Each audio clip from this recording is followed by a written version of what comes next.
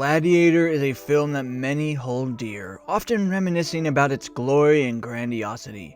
It's a movie that feels like a fever dream of epic proportions, a man's ultimate fantasy of revenge, honor, and power. Yet every time I rewatch it, I'm struck by an odd sensation. It's as if I'm watching it for the first time, but not in the best way. Why? Because despite its iconic moments, Gladiator is surprisingly forgettable.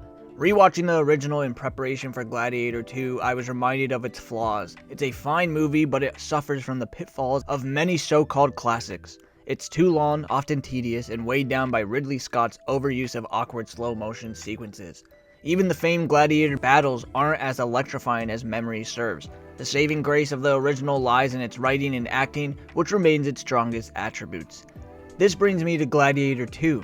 Like many others, I was apprehensive, especially after the abysmal first trailer featuring rap music, a choice that conjured unpleasant flashbacks of Scott's Napoleon trailer, which led to one of the worst films of the 2020s in my opinion.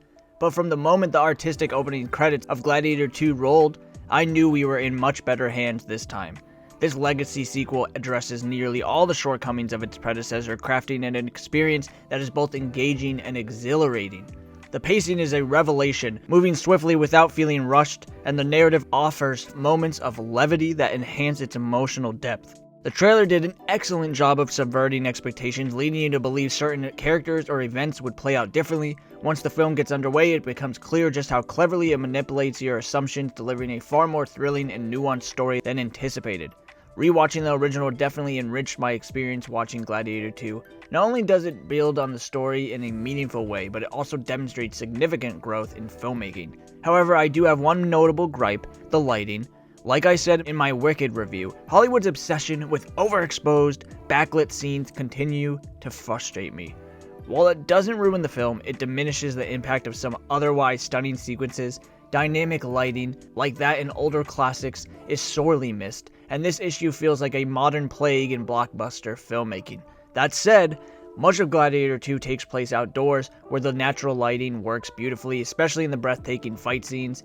And what fights they are! From war-torn battles to meticulously choreographed Colosseum clashes with animals and even ship combat, every scene carries emotional weight. The action is far more visceral and meaningful than in the original. I found myself caring deeply for Paul Mescal's Hanno, way more than I ever did for Russell Crowe's Maximus. Mescal delivers a deeply human performance, elevating Hanno beyond the rage-fueled warrior hinted at in the trailers. He proves that he's no longer just a darling of cinephiles, he's a bona fide Hollywood star. The supporting cast also shines. Pedro Pascal makes a memorable impression despite limited screen time, while Joseph Quinn and Fred Hetchinger bring intrigue and complexity to their roles as twin emperors. Connie Nielsen, reprising a role from the original, steps into an even larger, more pivotal role, and her presence is commanding.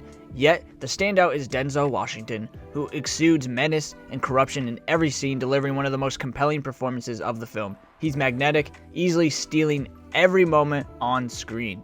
Gladiator 2 is an epic in every sense of the word. A film tailor-made for fans of Rome and all things grandiose, is a cinematic feat for history buffs and action lovers alike. The scope and ambition rival some of the most talked about double features in recent memory. On my way to the theater, I couldn't help but notice the massive crowds. This weekend felt like Barbenheimer all over again. Between Wicked and Gladiator 2, perhaps we've got a new phenomenon: Wickadator or Glicked. Either way, it's a great time to be at the movies.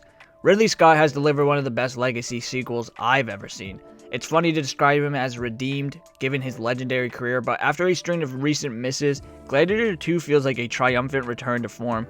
Epic, thrilling, and packed with emotion, this film is a testament to Scott's ability to reinvent his work while respecting its legacy. I highly recommend rewatching the original before seeing the sequel. It deepens the experience and makes the story even more impactful. Catch it on the biggest screen if you can, and if you're up for it, pair it with Wicked for an unforgettable double feature. Gladiator 2 is a triumph. Empires fall, so do emperors. This is war! Real war! The odds are against you. The odds are always against me. Ready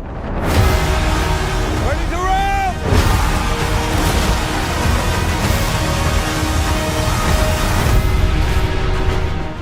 Tune in every Friday for new movie videos. Please like, share, and subscribe. Comment down below what other movies you would like me to do videos on. Thank you, Mom, for editing the scripts for my movie essays. I appreciate you. Till next time, thanks for watching.